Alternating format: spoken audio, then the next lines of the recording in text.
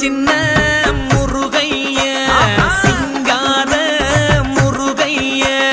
சின்ன சின்ன முருகைய சிங்கார முருகைய கொஞ்சி கொஞ்சி தமிழ் பேசும் செந்தில் வடிவேலனவ கொஞ்சி கொஞ்சி தமிழ் பேசும் செந்தில் வடிவேலனவ சின்ன சின்ன முருகைய சிங்கார முருகைய கொஞ்சி கொஞ்சி